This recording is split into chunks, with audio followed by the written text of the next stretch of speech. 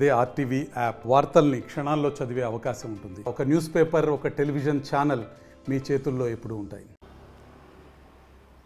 Party మారాక Avinash Reddy అరెస్టుకు రంగం సిద్ధమవుతుందంటూ కూడా జోరుగా ప్రచారం సాగింది. అయితే ఈ క్రమంలో ఒక్కసారిగా రాష్ట్ర ప్రభుత్వం కూడా సుప్రీంకోర్టులో ఏదైతే వివేక హత్య కేసుకు సంబంధించి బెయిల్ పై ఉన్నటువంటి వారి బెయిల్ రద్దు చేయాలంటూ కూడా రాష్ట్ర ప్రభుత్వంతో పాటు సునీత కూడా ఇటీవల కాలంలో పిటిషన్ వేసింది. ఎవరైతే బెయిల్పై ఉన్నటువంటి దొండవాగు శంకర్రెడ్డితో పాటు ఇతరత్ర ఎవరైతే ఉన్నారో వారందరినీ బెయిల్ రద్దు చేయాలంటూ కూడా సునీత సుప్రీంకోర్టును ఆశ్రయించిన పరిస్థితి. ఆ నేపథ్యంలో దీనిపైన జూన్ మొదటి వారంలో కూడా వాదనలు వినే పరిస్థితి కనిపిస్తుంది. అయితే బెయిల్ రద్దు అయితే మాత్రం ఖచ్చితంగా అవినాష్ రెడ్డిని అరెస్ట్ చేస్తారంటూ ప్రచారం కూడా జోరుగా సాగుతుంది. ఏదైతే ఎంపీ అవినాష్ రెడ్డి గతంలో కర్నూలులో సిబిఐ అధికారులు అరెస్ట్ చేసేందుకు వచ్చిన నేపథ్యంలో కూడా అక్కడ కొంత ఉద్రిక్త వాతావరణం నెలకొన్న పరిస్థితి, హై డ్రామానే కొనసాగింది. ఆ నేపథ్యంలో కూడా ఆయన అరెస్ట్ చేయకుండా వెనుదిరిగిన పరిస్థితి. ఇలాంటి పరిస్థితి ఉన్నటువంటి నేపథ్యంలో కూడా ఒక రకంగా వివేక హత్య కేసు పైన కూడా అటు పూర్తి స్థాయిలో విచారణ జరిపాల్సినటువంటి నేపథ్యం. ఆ నేపథ్యంలో కూడా ఒక రకంగా సిబిఐ కూడా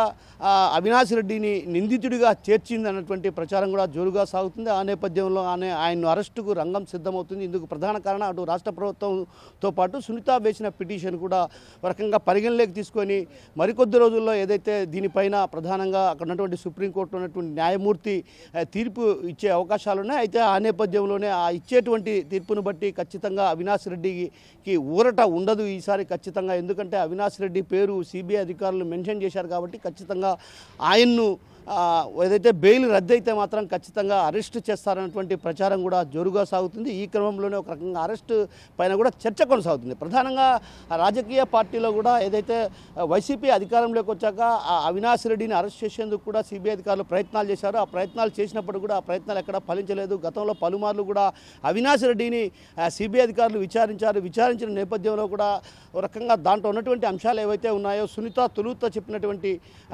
ఏదైతే తన వాగ్మూలం ఇచ్చిందో ఆ తర్వాత వాగ్మూలాన్ని మార్చింది. ఇలా రకరకాలటువంటి వాదనలు కూడా ఆయన వినిపిస్తున్న పరిస్థితి. ఎందుకంటే వివేక హత్య జరిగిన తర్వాత తొలుత తను ఇచ్చినటువంటి వాగ్మూలం, ఆ తర్వాత కొద్ది రోజులకే ఆ వాగ్మూలాన్ని మార్చి మరో వాగ్మూలం ఇచ్చిందంటటువంటి వాదనలు కూడా వినిపిస్తున్న నేపథ్యం. ఆ నేపథ్యంలో కూడా మరి అవినాష్ రెడ్డి ఇందుకు కీలక పాత్రధారి, సూత్రధారి అంటూ కూడా ఒక రకంగా ఆరోపణలు చేస్తున్న పరిస్థితి. మరోవైపు ఆదినారాయణ రెడ్డి కూడా వ్యవహారం పైన కూడా పలుమార్లు కూడా ప్రస్తావించిన పరిస్థితి. ఏదైతే ఆదినారాయణ రెడ్డి కూడా వివేకాను హత్య చేసింది అవినాష్ రెడ్డి కనుసన్నులోనే ఈ హత్య జరిగిందంటూ కూడా ఆయన వ్యాఖ్యలు చేసిన పరిస్థితి. అంటే ఇద్దరు జైలుకి వెళ్తారంటూ కూడా ఆయన కీలకమైనటువంటి వ్యాఖ్యలు చేశారు. ఈ కీలకమైనటువంటి వ్యాఖ్యలు కావచ్చు. అదేవిధంగా గతంలో ఏదైతే వివేకానంద రెడ్డి హత్య కేసును కూడా విచారణను వేగవంతం చేయాలంటూ కూడా నేను ఒకసారి కేంద్ర హోంశాఖ మంత్రిని కలిసినప్పుడు కూడా చెప్పాను. ఆ విషయం పైన చర్చించడం జరిగింది. అయితే ఆ క్రమంలోనే వేగవంతం చేస్తాం, త్వరలో జైలుకు పంపడం ఖాయమన్నటువంటి వ్యాఖ్యలు కూడా జమ్మలమూడి ఎమ్మెల్యే ఆదినారాయణ రెడ్డి చేసిన పరిస్థితి. అయితే ఆ క్రమంలోనే ఒక రకంగా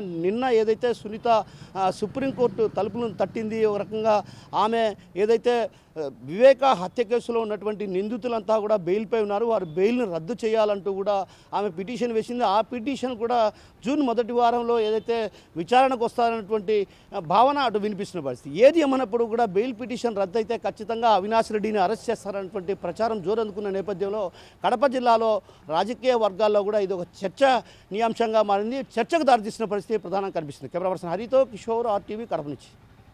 మరిన్ని వీడియోస్ కోసం ఛానల్ ని సబ్స్క్రైబ్ చేయండి. లేటెస్ట్ అప్డేట్స్ కోసం వాట్సాప్ ఛానల్ ని ఫాలో చేయండి. అండ్ లింక్ డిస్క్రిప్షన్ లో ఉంది.